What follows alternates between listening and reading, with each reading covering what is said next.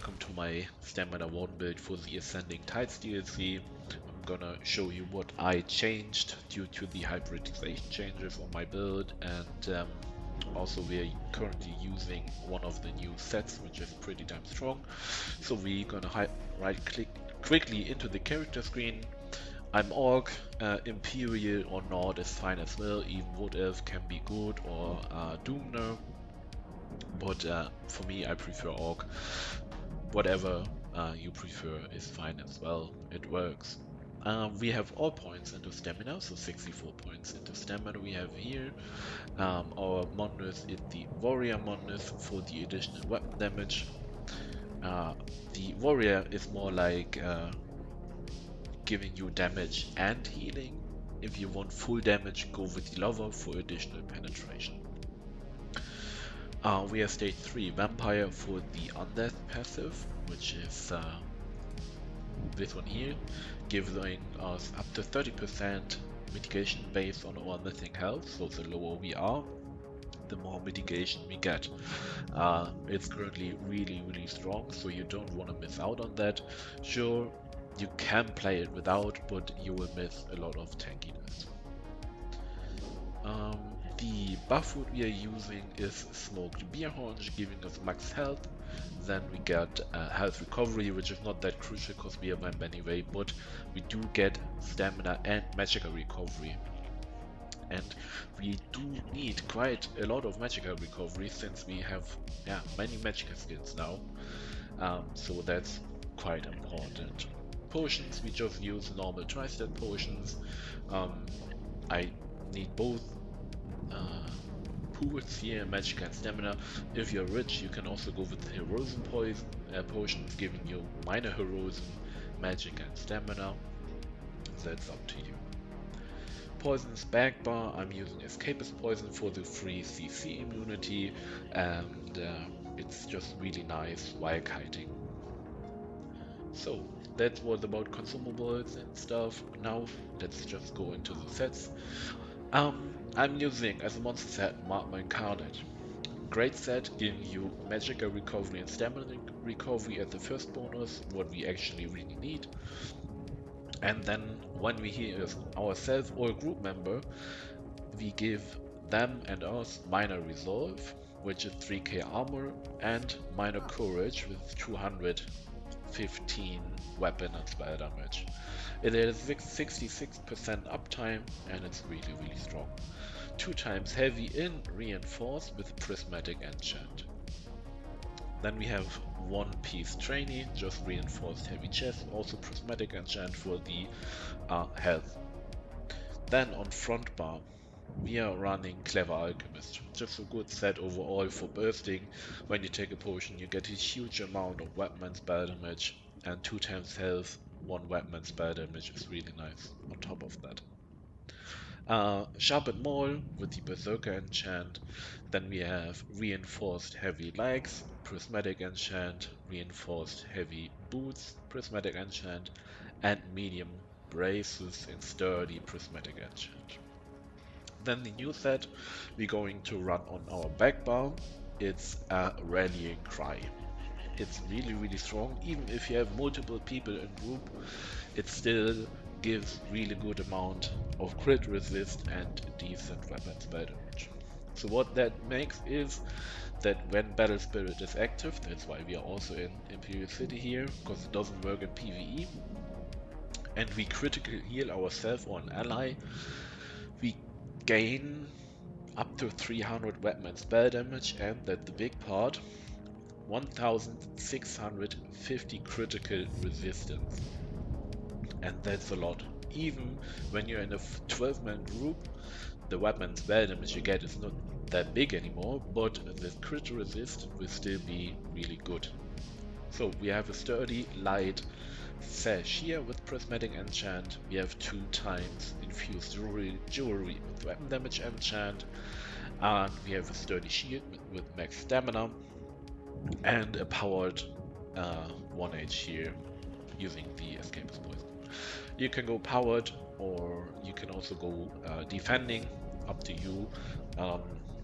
just test what you more prefer. Power is nice for healing, but defending of course gets stronger the more people you have on you, because the additional resist you get will also mitigate more damage the more damage income you have. Then last we have our Mythic, which is a Ring of Magistry and infused weapon damage, giving us another 200 weapon and spell damage and 2.3k armor. So when we just quickly buff up,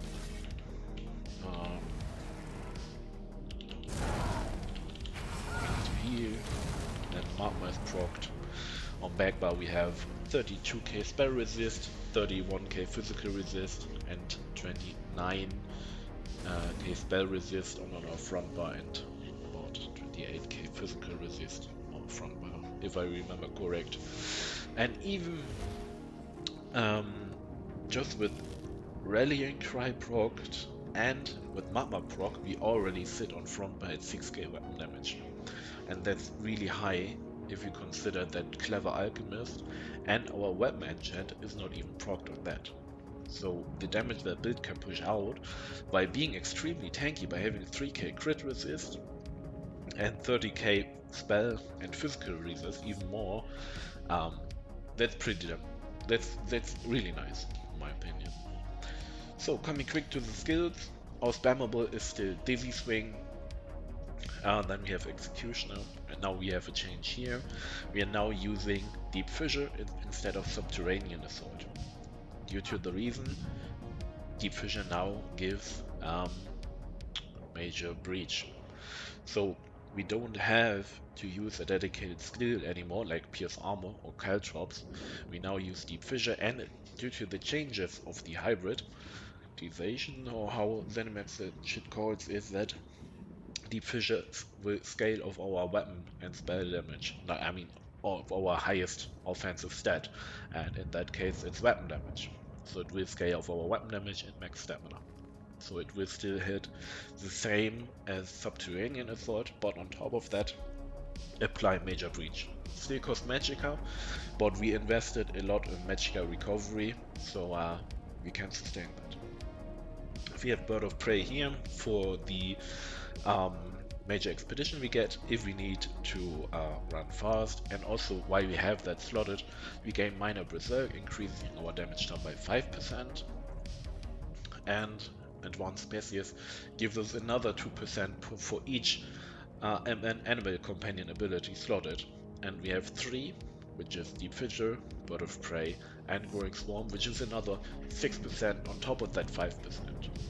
Speaking of Growing Swarm, we have it here. It's a nice damage over time and applies minor vulnerability. So the target that has it on them gets 5% increased damage done on them. That's pretty strong. Then we have Dawnbreaker of our Sniting, of our Burst ult. Yeah, it's just the kind of normal one setup, just that we swapped here, Deep Fissure. Backbar, we run Blue Netch here to secure our Magicka sustain even more, because for me, I can manage my stamina pretty good with heavy attacks. So I just went with the safe way of using Blue Betty here to have just a lot of Magicka recovery. But if you struggle with your stamina recovery and are fine on your Magicka recovery, you can of course swap it to the Green Netch. Then another change, we have Living Trellis. Living Trellis now also scales of weapon damage, so the heal we get from Living Trellis is kinda huge. Here, when the duration is over, we get healed for 6k, which gets increased of course when we buff up and stuff.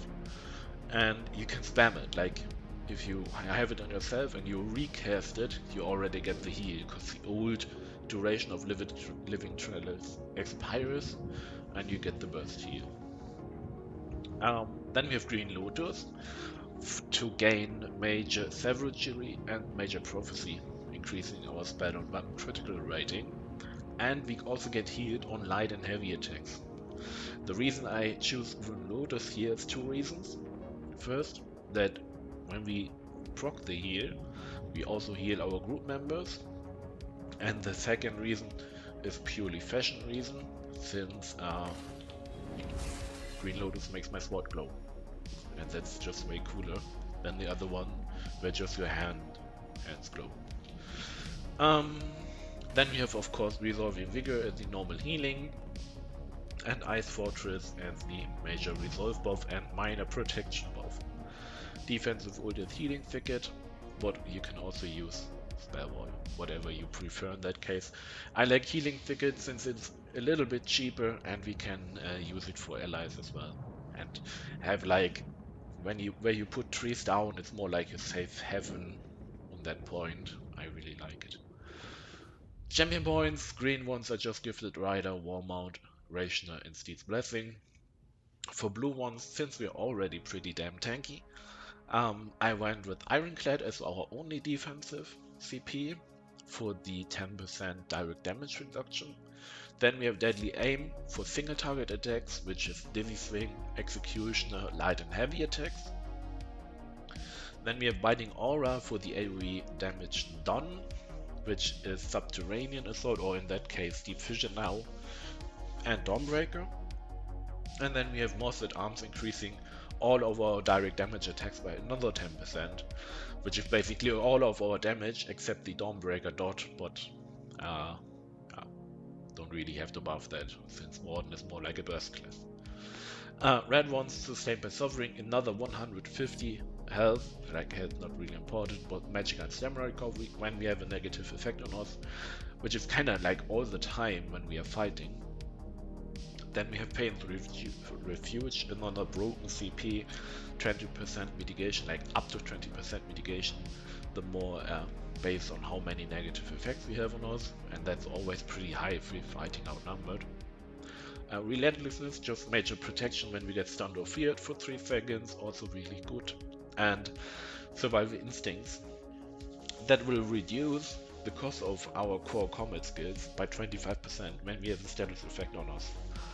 And I don't know why the enemies decided to buff Magic DK even more, but I think that probably more than 50% of the PvP population will be Magic DK, so we always have burning on us and can then really good rely on Survival Instincts, reducing also our core combat skills. Core combat skills you can see here in advanced stats, which is Bashing, Break Free, Sprint, Block, and Sneak and Sprint. Maybe I already said that. But there we get the 25% reduction from that CP. That's kind of about it. I'm gonna show you how the buffed up stats really look like. At the moment, I think it was 7,200 weapon damage, about 1,600 or 1,700 Magicka and Stamina recovery, and our critical is like 27% on front bar. But I will put a screenshot and go over it really quick. Just let me find someone to buff up really quick.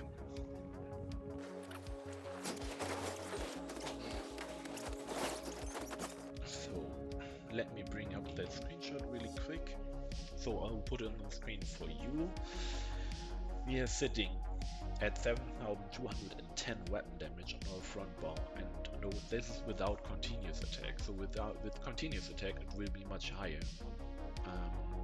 Magicka and Stamina recovery are both like close to 1,500, but we don't have a negative effect on us here, so the additional 150 regen don't show up yet, but usually when you fight you always have that shit on you. 35k health, 16.5k Magicka and 24k stamina on our front bar, which is decent for sustain, so everything cool with that. 27.4k weapon critical, which is decent, and spell resist close to 30k, physical 29. On backbar it's higher, and even if you use now defending on backbar, you're nearly at the cap, which is decent. And with critical resist nearly 3k, so basically you're a tank having 10,200 weapon damage. I really like that build. It combines everything that you really need, and good stats, good sustain. Yeah, that's kind of about the build. Have fun with that and hope we see some comeback of Warden. since it wasn't really shining that good in the last patches. Maybe it's good now.